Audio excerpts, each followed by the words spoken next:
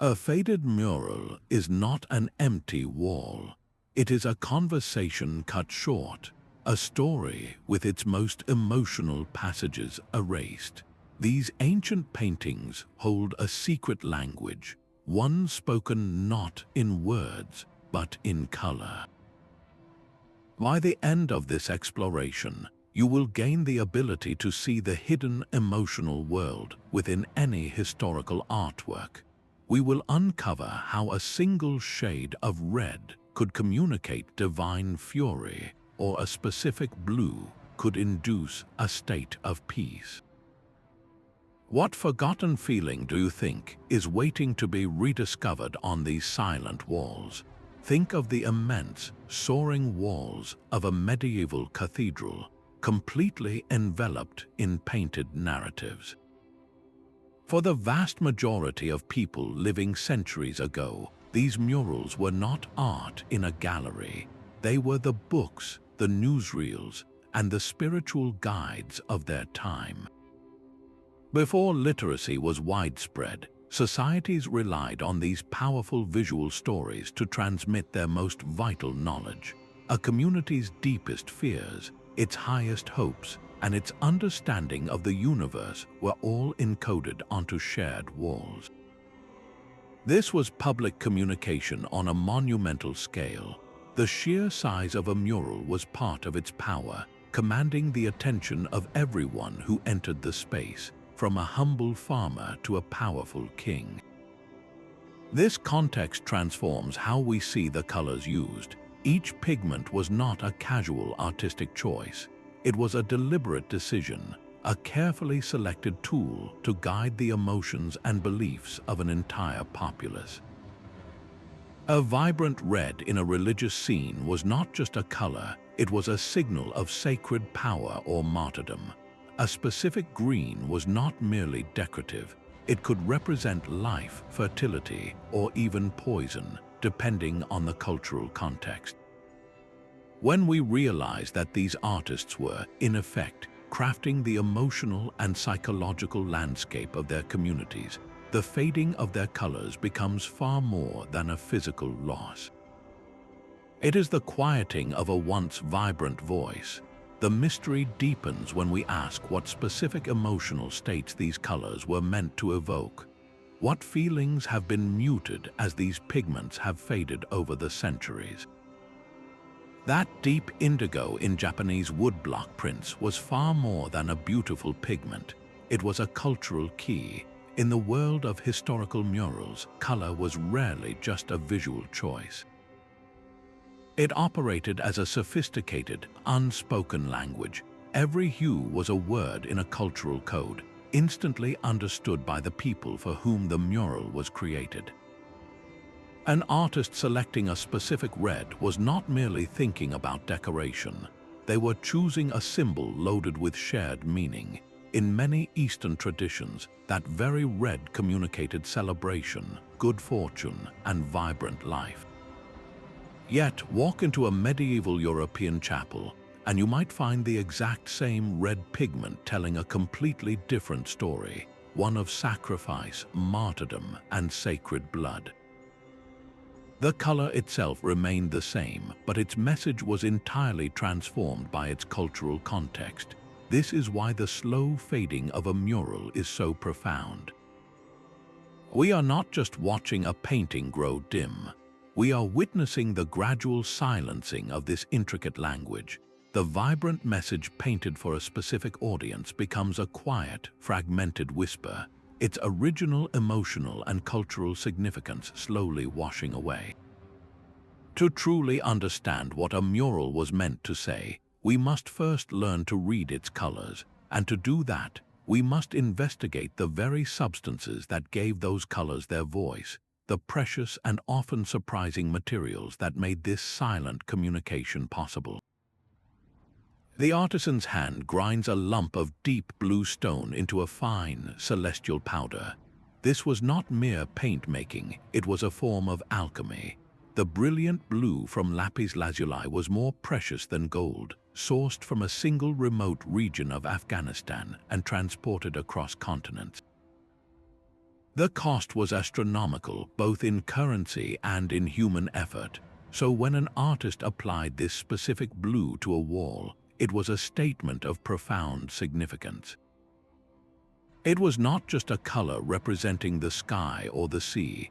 It was the physical embodiment of the divine, a piece of the heavens itself made permanent on a mortal wall. Every pigment carried this weight of story and sacrifice. To create a vibrant, lasting red, they turned to cinnabar, a toxic mercury ore. Mining and grinding, it was a deadly gamble, a dance with poison for the sake of visual fire. That striking red you see in ancient murals is not just a color, it is a testament to risk, to the literal price paid for its emotional power. Even the purest whites were deceptive, often created from lead carbonate, another substance that slowly sickened those who handled it. And then there was gold. Gold leaf was not applied for simple decoration. It was the artist's method of painting with light itself, a direct representation of the divine presence, something beyond the mundane world. This deep connection between material and meaning is precisely why these murals fade so poignantly. The organic dyes made from plants and insects, the mineral pigments sensitive to light and moisture, they were never meant to last forever. Their fragility was part of their story. The emotional charge of a color was amplified by its rarity, its cost, and its perilous origin. When that specific lapis lazuli blue fades to a pale gray, we are not just losing a shade. We are losing the tangible evidence of a dangerous journey, a costly commission, and a sacred intention. The color's power was rooted in its physical reality. So how do we begin to recapture that power when all that remains is a ghost on the wall? That primal warmth you feel from a sunset is the same power harnessed by the earliest mural painters. They reached for the earth itself, for ochre and sienna, to infuse their walls with a sense of life, energy, and urgent vitality. These warm hues operate on a deeply instinctual level. A vibrant red does not just symbolize passion, it can physically quicken a pulse. A rich orange does not merely represent fire, it seems to generate its own heat on the stone. This was not accidental, it was a deliberate tool of emotional guidance. In a vast mural depicting a royal procession, the artist would use these fiery tones to pull your gaze directly to the central figure, making them a beacon of power and importance. In a scene of celebration, the warm colors would create a palpable sense of shared joy and movement. But this emotional power has a dual nature. That same red, when used in a depiction of a battle, was not celebratory. It was a warning cry in visual form, communicating the raw danger, fury, and bloodshed of the conflict. The loss of these specific hues through fading is catastrophic to the story. A celebration stripped of its vibrant reds and oranges becomes a cold, formal event. A battle scene where the warning reds have faded to a dull pink loses its sense of immediate peril, feeling more like a distant, choreographed dance than a visceral struggle. To truly reconstruct the emotional core of a lost mural, we must learn to see the ghost of that warmth, to understand where the artist placed their emotional fire. This burning, urgent language of warm color stands in deliberate opposition to its calming counterpart, the cool spectrum that speaks of intellect and eternity. Across the emotional spectrum from that fiery warmth lies the profound psychological cool of blues and greens. These are the colors of a deep forest shadow and the endless serenity of the sky. Where warm colors excite and energize, these cool tones have the opposite effect, calming the mind and soothing the spirit. In the language of murals, they became the primary tools for representing concepts that were vast, eternal, and true. Divinity, the natural world, and unshakable truth were all painted in these calming shades. This was not a subtle suggestion.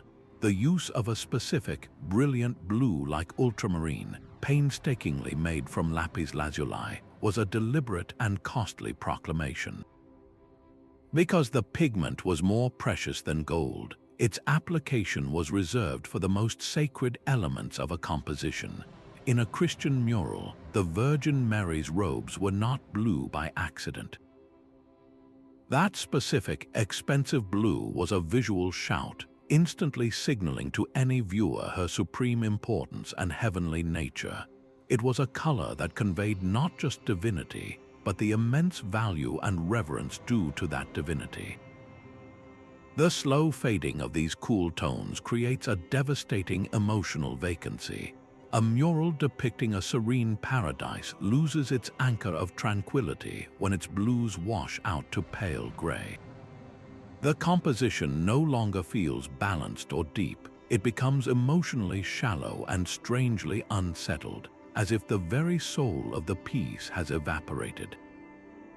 To recapture the artist's intended feeling of peace and reverence, we must mentally restore these lost cool palettes. Yet, the most brilliant artists understood the power of contrast. This cultivated serenity could be, and often was, deliberately shattered for dramatic effect.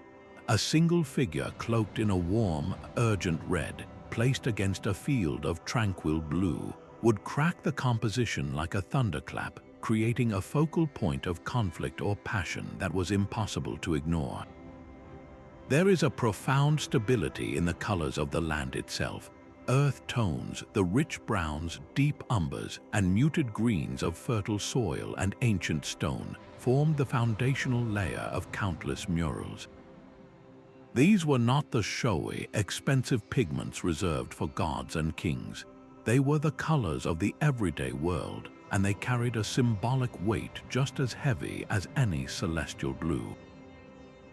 In an agricultural society, a mural painted in these hues was not a simple landscape. It was a direct statement about survival, resilience, and the human bond with the land. The deep brown of a freshly plowed field in a mural was not just a color, it was a prayer for a bountiful harvest. The resilient green of a hardy olive tree represented not just nature, but peace, longevity, and the community's very sustenance. These colors grounded the entire scene in a tangible, shared reality. They reminded every viewer of their place within a cycle of growth and decay, of their dependence on the soil beneath their feet. This is why the fading of earth tones is so deeply disorienting. When these foundational colors wash out, the mural loses its anchor. A scene that was meant to feel solid, stable, and deeply connected to daily life can begin to feel unmoored, abstract, and strangely fragile. The practical, earthly wisdom encoded in that color palette simply vanishes. We lose the artist's intentional connection to the community's most fundamental truths. And it was upon this grounded, stable foundation of earth tones that the more vibrant symbolic actors were meant to perform.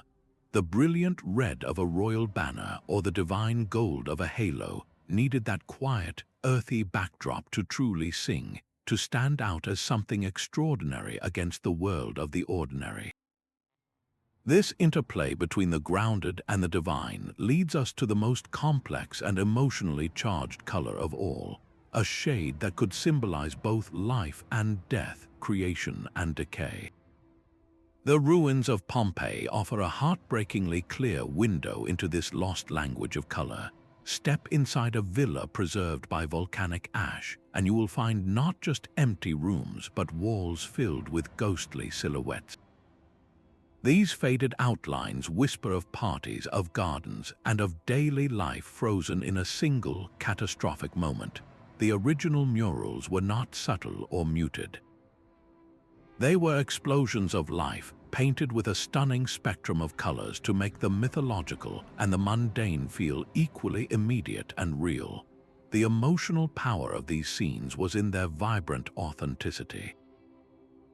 The deep red of wine in a glass was not a symbol, it was the very essence of celebration.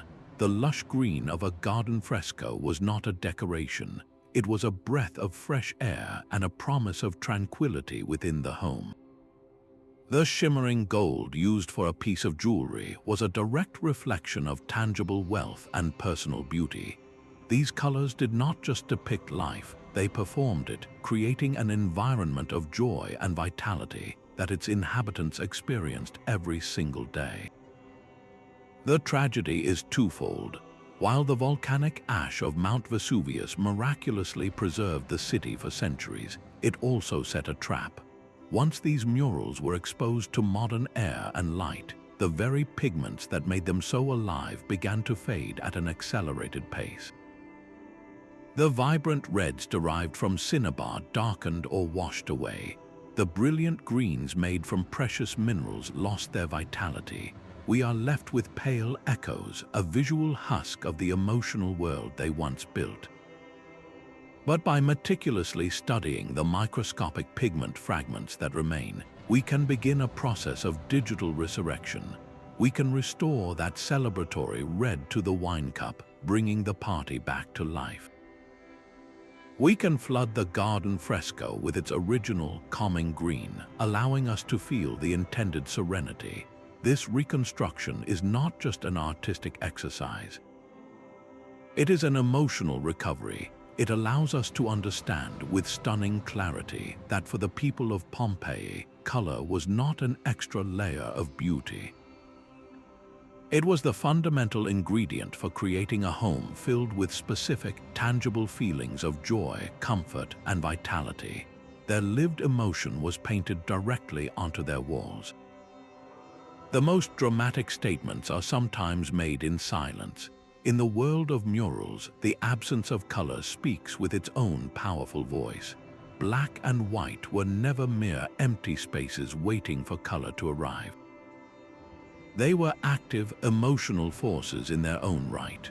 A stark black silhouette could carve a figure out of the void, giving it a weight and a mystery that a fully colored form might lack.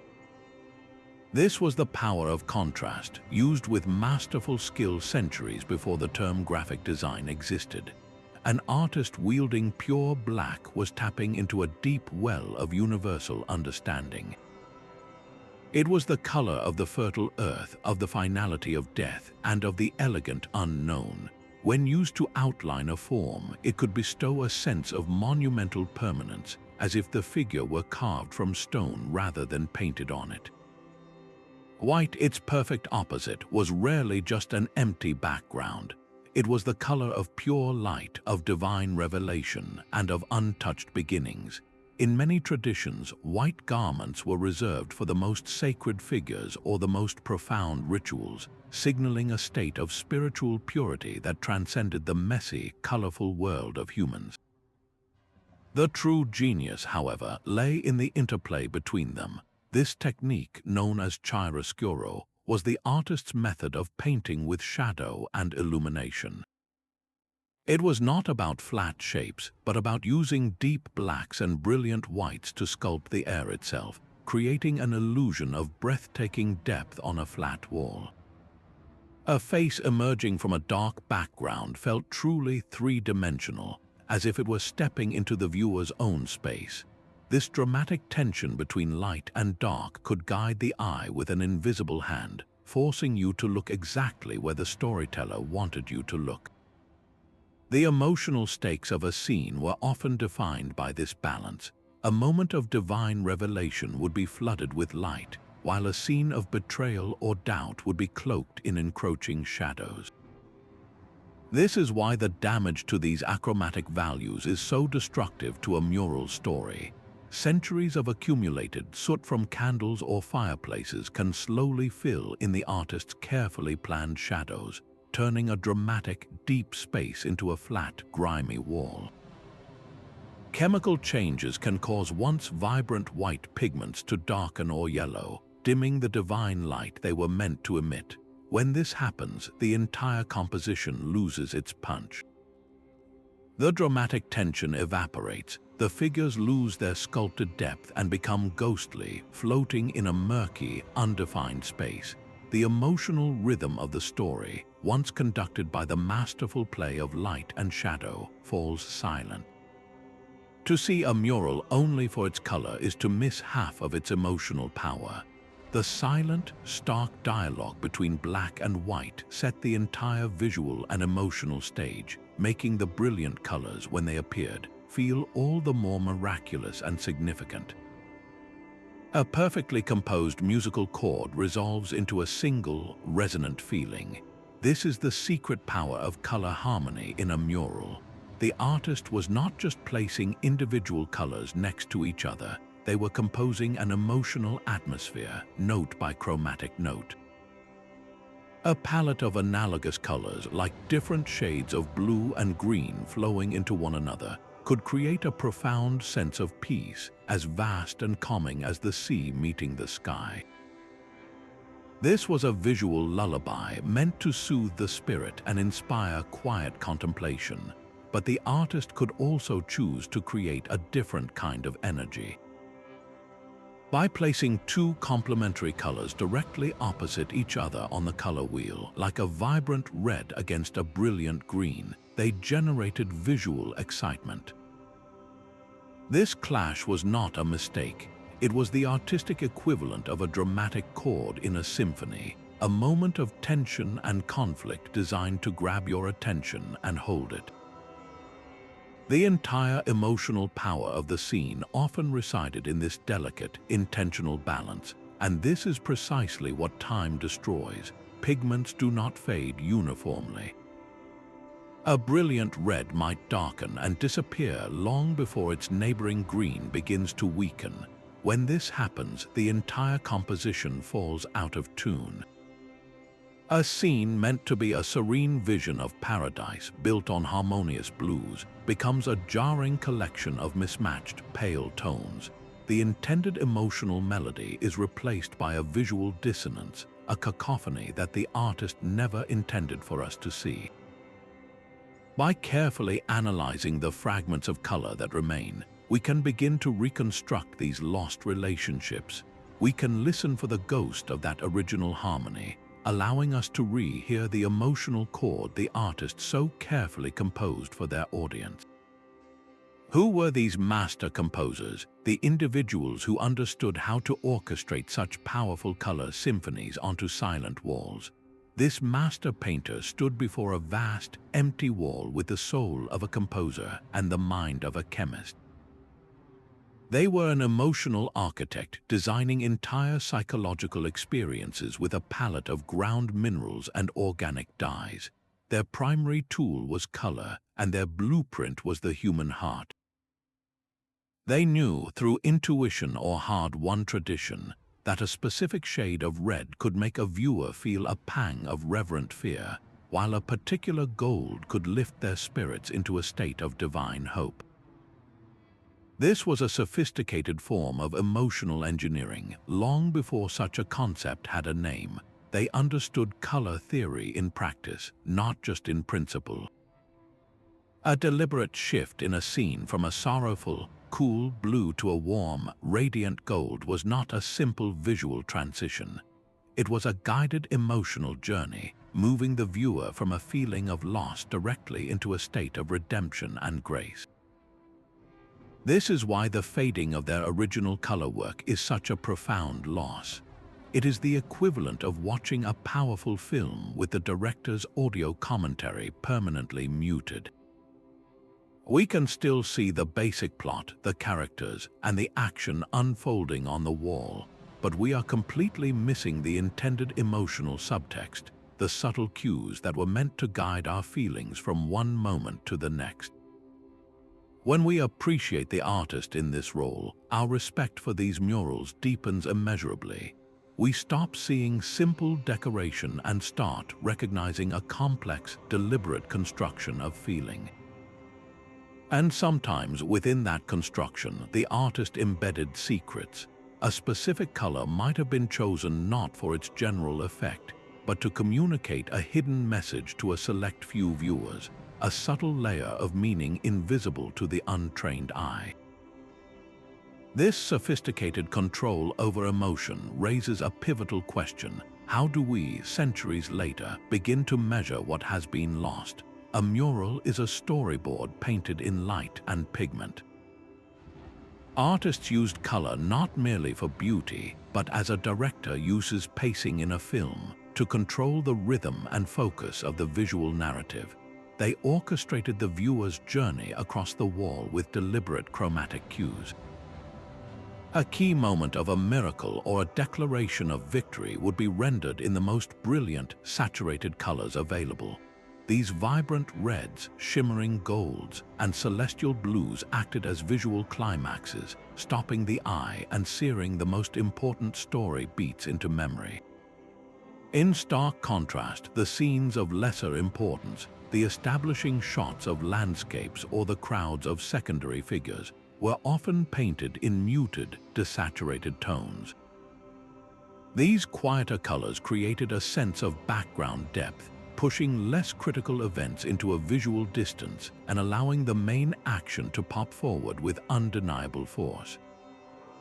This sophisticated system of color pacing meant that a person who could not read a single word could still intuitively follow the epic tale unfolding across the stone.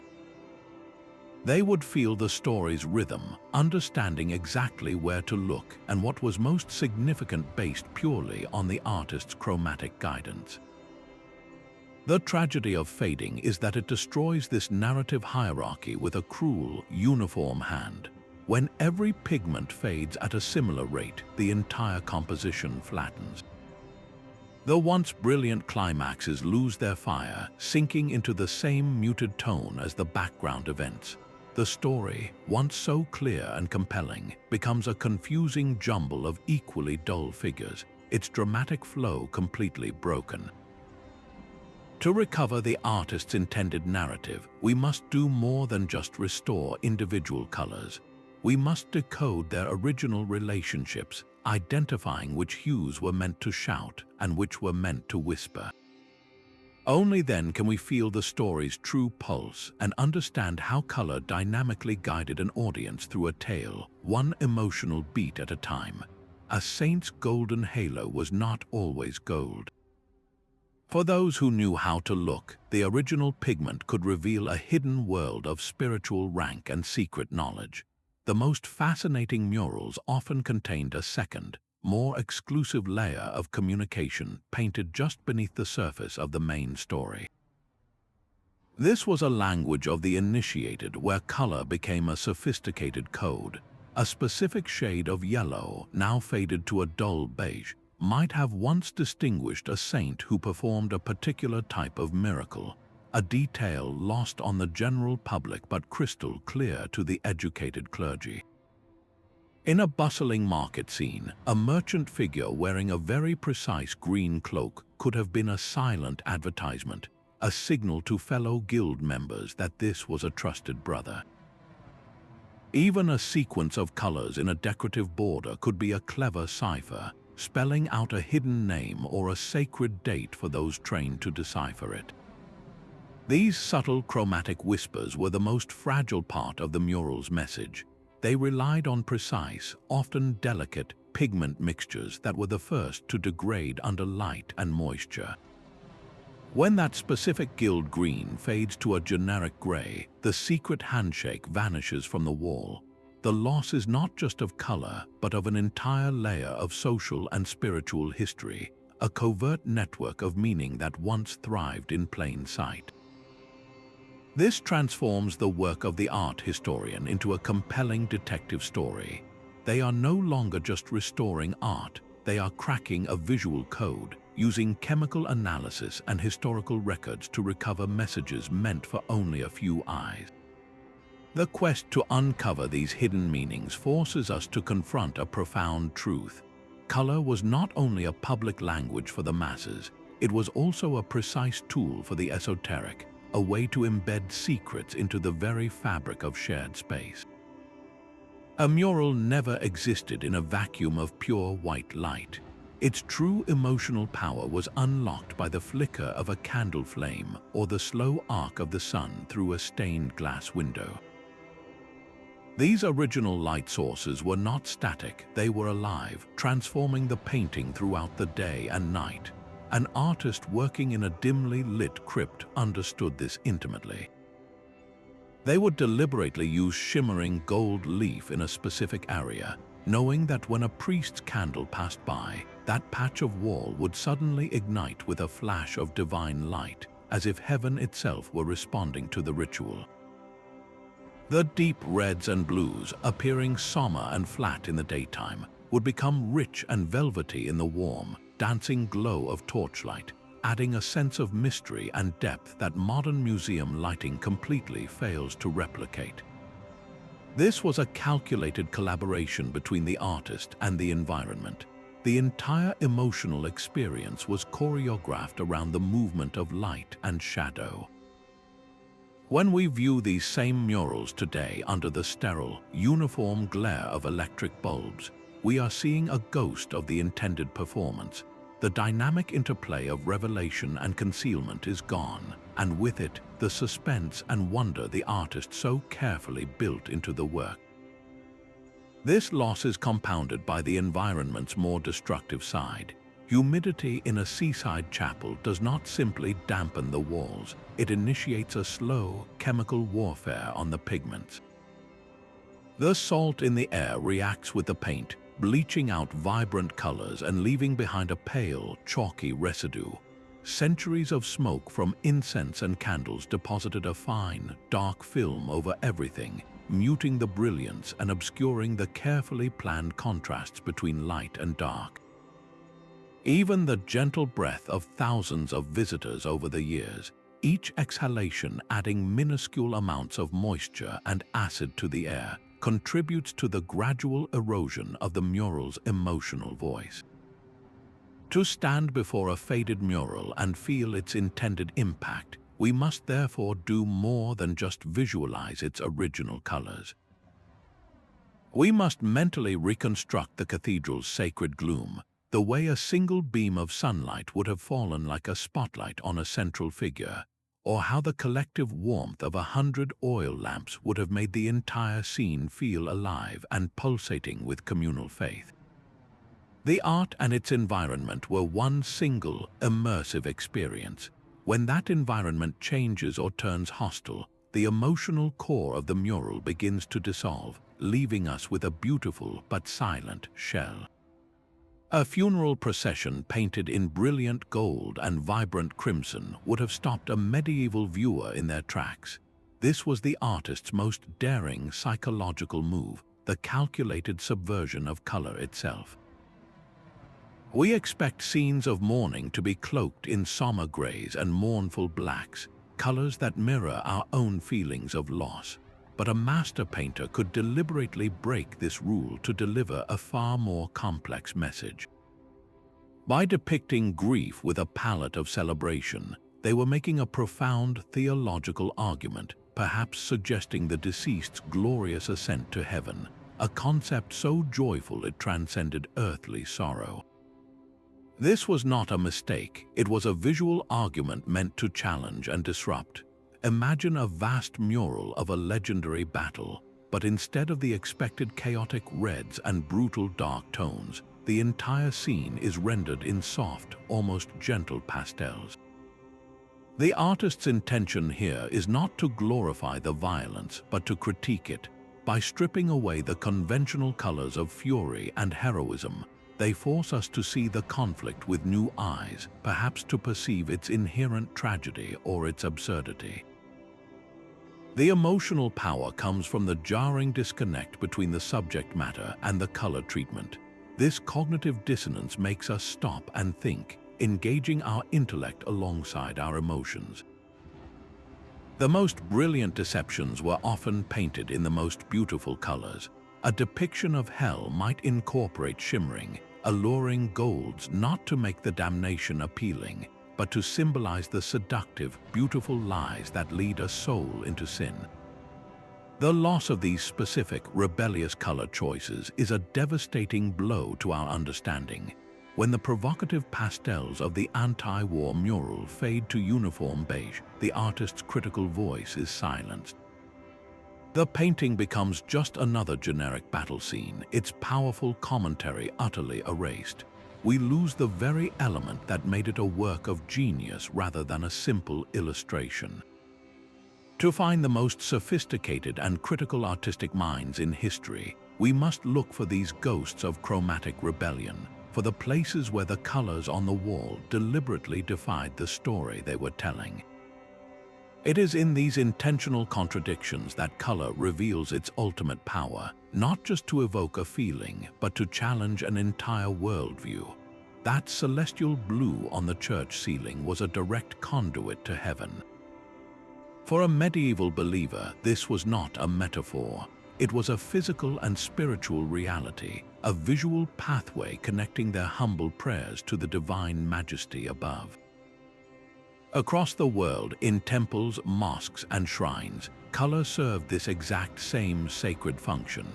It was the only tool an artist had to make the invisible world visible, to give tangible form to gods, spirits, and cosmic truths that defied ordinary description. Specific hues were not chosen for their beauty alone. They were selected because they were believed to be the literal color of a deity. The deep gold leaf in a Buddhist mural was not a symbol of the Buddha's radiance. It was understood as the actual light emanating from his enlightened form. The intensity of a color directly communicated the intensity of a divine presence. A faint, washed-out green in a nature spirit might suggest a distant, gentle power. But a saturated, almost vibrating red in a depiction of a Hindu goddess conveyed her immediate, formidable, and overwhelming energy.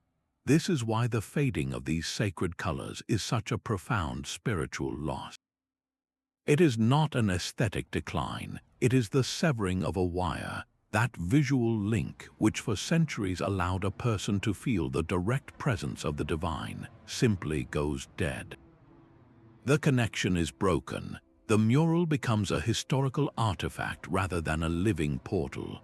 To recover the original sacred palette through careful restoration is therefore more than an art project. It is an act of reconnecting that spiritual circuit, of restoring a bridge between the mortal realm and the transcendent that the artist labored to build.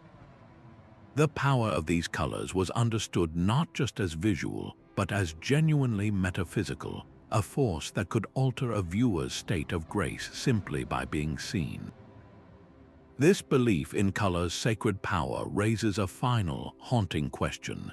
If a single shade could bridge the gap between earth and heaven, what other forgotten dimensions of human experience are waiting silently on these faded walls for us to rediscover? The terracotta red of a Greek vase is the color of the very earth it stood upon. These distinct regional palettes were not a matter of artistic coincidence. They were the direct result of geography, geology, and a culture's intimate relationship with its environment. An artist in ancient Mesoamerica did not have access to the same brilliant lapis lazuli as a painter in Renaissance Florence. Their world offered a different treasure, a stunning turquoise derived from local minerals that became the signature of their civilization. This locally sourced color was more than a simple pigment. It was a marker of identity, a visual flag that announced a cultural origin to anyone who saw it. The specific ochre of the Australian outback, the deep indigo of Japanese textiles, the chalky white of Mediterranean villages, each of these palettes told a story of place. They spoke of the soil, the available plants, the quality of the light, and the shared aesthetic that a community developed over centuries. This means the emotional language of color was deeply localized. A color that evoked joy in one culture could, in another, hold an entirely different feeling based solely on its regional context and the materials that produced it. The modern world presents a double-edged sword for these unique signatures. The globalization of art supplies means a muralist today can choose from an infinite spectrum of synthetic colors, a freedom that can inadvertently wash away local character. Even our well-intentioned conservation efforts can pose a threat. Applying a uniform, international standard of restoration to a mural in India and one in Norway might inadvertently make both artworks look more similar, smoothing over the very regional variations that made each one emotionally unique. When we lose a distinct regional palette, we are not just losing a set of colors, we are losing a specific emotional dialect, a way of feeling that was cultivated in one particular place on Earth. This reminds us with powerful clarity that the emotional power of color is not a universal constant. It is a beautiful, complex construct built by countless hands from the unique materials their home provided. A scientist points a hyperspectral camera at a seemingly blank patch of stone. To our eyes, there is nothing there, just the ghost of a form. But the camera sees what we cannot, detecting the faintest chemical shadow of a pigment that vanished centuries ago. This is not guesswork. It is a form of visual archaeology, using tools like X-ray fluorescence to read the elemental signature left behind by a specific red or blue, even after the color itself has faded from view. These technologies act as a time machine for emotion. By mapping the original distribution of a sacred blue, we can suddenly see how the artist used it to create a focal point of divine calm. We can understand that a specific red was not scattered randomly but concentrated in areas meant to trigger feelings of urgency or passion. This scientific evidence transforms our emotional hypotheses into confirmed facts. We are no longer just imagining what a mural might have felt like. We are reconstructing the precise emotional architecture the artist designed. The process is meticulous, a collaboration between the intuition of the art historian and the hard data of the chemist. A digital artist then takes this spectral map and begins the work of restoration, not by inventing colors, but by carefully following the chemical breadcrumbs left on the wall. They are not painting over history, they are gently wiping away the veil of time, allowing the original emotional charge of the work to flow back into it. That moment of awe intended for a devotee standing in a candlelit nave, or that jolt of fear meant for a soldier looking upon a scene of conquest, can be felt again, not as a vague suggestion, but as a recovered reality. This marriage of science and art does more than restore images. It resurrects feelings, giving us the closest possible access to the psychological world of the past. What other silenced emotional frequencies might these tools help us hear? That single patch of brilliant blue on an otherwise faded wall speaks with two voices at once. It tells the story the artist intended, and it tells the far longer story of everything that happened after the artist laid down their brush. This gradual transformation, this slow vanishing act, is not merely damage. It is the final, unwritten chapter of the mural itself, a narrative of time written in the quiet language of decay. When we stand before a work where vibrant pigments have softened into ghostly pastels and crisp outlines have blurred with age, we are not looking at a failure. We are witnessing the artwork's long and eventful life. Each crack, each faded section, is a mark of the centuries it has endured. The patchy, uneven loss of color creates a visual palimpsest, a layered document where we can read the passage of time itself. A shadow of a figure where the color has completely vanished might speak of a damp winter centuries ago, while the surprising survival of a vibrant red in a protected corner hints at a structural repair that sheltered it. This perspective completely shifts our emotional response. The feeling is no longer just one of loss for what is gone, but a profound melancholy for the sheer weight of the years, and a strange nostalgia for the countless viewers who stood in that same spot, each seeing a slightly different version of the story as the colors slowly shifted. This acceptance of impermanence is deeply rooted in philosophies like Wabi-Sabi, which finds a quiet beauty in the patina of age and the evidence of natural cycles. A perfectly preserved mural shows us a single moment frozen in the past, but a faded, degraded mural shows us the flow of time. It has lived alongside history, its colors dimming through wars, through peace, through generations of human joy and sorrow. The emotional resonance becomes more complex, more contemplative. It is no longer just the story on the wall that moves us, but the story of the wall itself. This layered appreciation allows us to see these works not as ruined masterpieces, but as venerable elders, their weathered faces etched with the evidence of a long and eventful life. Their fading colors are not a sign of death, but a different kind of voice, one that whispers of endurance, transformation, and the beautiful, inevitable fragility of all human creation. A 19th-century restorer stands before a medieval fresco, their palette loaded with brilliant modern paints. With the best of intentions, they begin to repaint a saint's face, using a vibrant, factory-made cobalt blue that never existed in the original artist's world. In that moment, the restorer is not repairing history.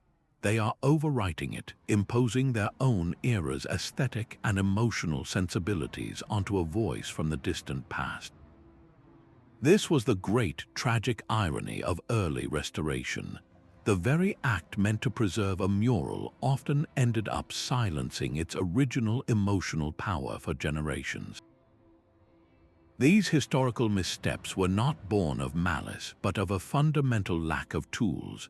Without chemical analysis or ultraviolet light, restorers could only guess at what lay beneath the grime and later additions. They saw a faded, damaged work and sought to make it whole and beautiful again, according to their own definition of beauty. The result was often a complete emotional reinterpretation. A scene of somber, contemplative mourning, originally rendered in muted earth tones and deep shadows, might be repainted with the bright, cheerful colors of the Victorian era, fundamentally altering the feeling of the entire narrative. A figure meant to convey quiet humility could be transformed into a gaudy, brightly colored monarch, simply because the restorer believed that was how an important person should look. The original artist's careful emotional guidance was painted over, replaced by a new, often jarringly anachronistic, score. This history serves as a profound cautionary tale for us today. It forces us to confront a difficult truth that our own perceptions and preferences are the single greatest barrier to understanding the past. We are always tempted to make ancient art look the way we think it should, to clean it up and make it conform to our modern taste. But true conservation is not an act of reinterpretation. It is a patient, humble process of revelation. The goal is not to make the mural beautiful again by our standards, but to remove every layer of interference, every well-intentioned mistake, to let the original artist's emotional voice, however faint, speak for itself once more. How many other masterpieces are still waiting beneath the confident brushstrokes of their would-be saviors? A deep, resonant purple can feel like a low cello note held in a vast space. This is the secret synesthetic quality of color, a cross-wiring of the senses that master muralists understood intuitively. They painted not just for the eyes, but for the entire body's perception. A scene of a celestial choir was not merely a visual spectacle.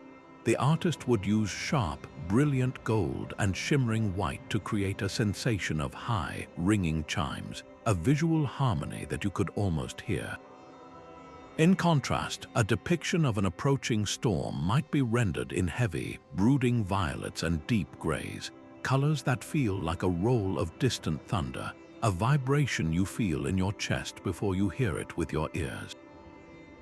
This was the artist's method for building a total atmosphere, an environment that engaged more than just sight.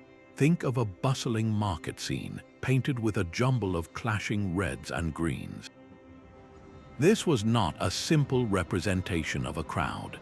The deliberate visual dissonance was meant to replicate the actual auditory cacophony of such a place, the overlapping shouts of merchants and the general din of commerce.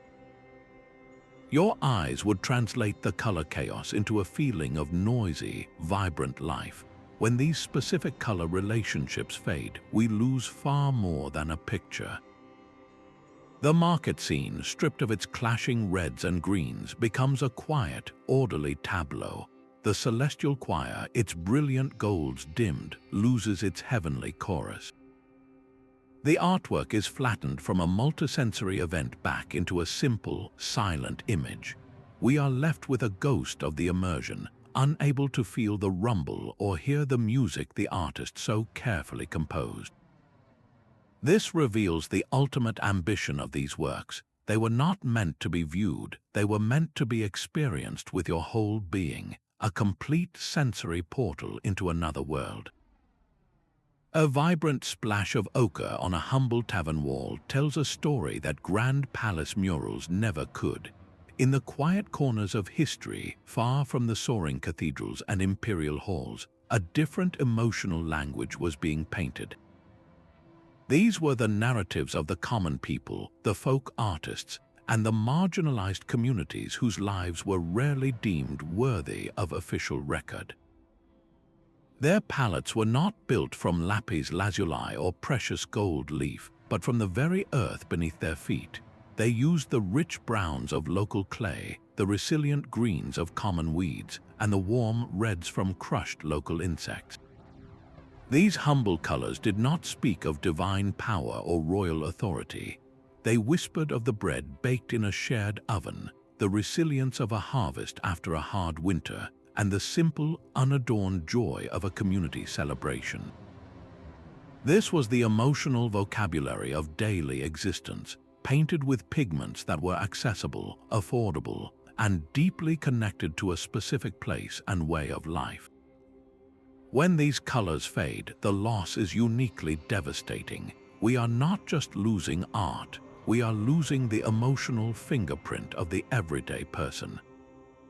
The grand narratives of kings and bishops, painted with expensive, durable pigments, often survive in museums for all to see. But the intimate story of a village's collective hope or a family's private sorrow, painted on a fragile interior wall, vanishes into silence. The historical record becomes skewed, telling us overwhelmingly about the feelings of the powerful while the inner world of the majority is erased. To seek out these faded folk murals and reconstruct their original, earthy palettes is therefore a radical act of historical recovery. It is an attempt to hear the emotional voices of those who were never given a place in the official chronicles. By learning to read the language of their local colors, we can begin to answer a profound question: whose joy, whose grief, and whose quiet resilience was considered beautiful enough to paint. This expands our understanding of history itself, revealing that the full spectrum of human emotion was not confined to the throne room, but flourished in the most humble of spaces, waiting for us to finally learn how to see it. The future of emotional archaeology is already taking shape in laboratories and digital studios around the world. Imagine slipping on a pair of lightweight augmented reality glasses as you stand in the hushed silence of a ruined chapel. Through the lenses, the crumbling, faded wall before you suddenly ignites. The lost celestial blue floods back into the vaulted ceiling. The saint's robe shimmers with its original, costly vermilion, and the entire space is filled with the emotional gravity the artist intended. This is not science fiction. It is the direct result of combining artificial intelligence with the chemical data we can now extract from the walls themselves. The AI does not guess at the colors. It learns from the spectral fingerprints of the surviving pigments, cross-referencing this with historical records of regional palettes and artistic techniques. It then calculates the most probable original appearance with stunning accuracy, rebuilding the mural's emotional architecture layer by digital layer. This technology transforms historical appreciation from a passive observation into an active, immersive experience. You are not just learning that a color was blue, you are feeling the profound serenity that specific blue was designed to evoke. This forward momentum is about far more than technical nostalgia. It represents a new frontier for human empathy. These reconstructions become bridges made of light and data, allowing a person from the 21st century to stand in the same emotional landscape as a medieval pilgrim or a Roman citizen. We can finally understand, in a visceral way, the awe intended by a flash of gold in a dark crypt or the communal joy encoded in the vibrant reds of a festival scene. The goal is to make this hidden emotional world accessible to everyone, not just scholars in restricted archives. Virtual reality platforms can already transport you into fully reconstructed, color-accurate ancient sites, letting you experience the intended interplay of natural light and pigment in real time. The silent emotions of centuries are finding their voice again, turning the greatest historical mystery of all, the inner life of the past, into a living, breathing journey we can all take. Your next museum visit holds a silent conversation waiting to be heard. You can become an emotional archaeologist, learning to read the whispers left behind on faded walls. Begin by searching for the ghosts. Look carefully at a seemingly blank section of plaster. You might see a faint, darker outline where a pigment once clung more stubbornly, the shadow of a vanished form. Notice areas that appear slightly darker or have a different texture. These are often clues to a more stable, long-lasting color that has managed to persist against the onslaught of centuries. This initial observation is your first step into the mystery. Next, arm yourself with context. Before your visit, spend a few moments researching the common color palettes of that specific culture and time period. Knowing that a civilization prized a particular turquoise or a specific earthy red gives you the vocabulary for this visual language. Now, stand before the mural and ask the pivotal questions. If you see the ghost of a vibrant red in a central location, what emotional charge would it have carried? In a religious setting, was it a blaze of sacred power or a warning of martyrdom? In a domestic scene, was it the color of celebration and life? Then consider the voids. What emotional quality has been drained from the scene with the loss of a celestial blue? Has a feeling of divine peace evaporated, leaving the composition feeling unbalanced and spiritually empty? This active interrogation transforms your viewing from a passive glance into an engaged investigation. You are no longer just seeing what is absent. You are reconstructing the emotional frequency the artist embedded into the stone. This practice turns every encounter with ancient art into a deeply personal discovery, where you directly connect with the intended feelings of a world long past. These faded walls are not ruins. They are libraries of unspoken emotion, and we have just learned their secret language. Our journey has revealed that color was never a simple decoration. It was a cultural code instantly understood by its intended audience, a psychological trigger that could calm a spirit or quicken a pulse, and a narrative engine that guided the eye and the heart through epic stories. Every choice, from the warm, earthy embrace of ochre to the divine, celestial chill of ultramarine, was a deliberate brick in a complex emotional architecture. Time has stolen their vibrancy, but it has not erased their meaning. With our growing understanding and the power of new technology, we are now learning to recover the whispers of their original power, to hear the emotional frequencies that have been silent for centuries. Let this knowledge permanently change how you see the art of the past. The next time you stand before an ancient mural, look for the ghosts of its color. Ask what feelings have faded from the stone. I would love to hear your own discoveries. Share in the comments a time when a color in a historical place, whether a cathedral or a museum, evoked a powerful, unexpected emotion in you. And if you want to continue these journeys into the heart of historical mysteries, remember to subscribe.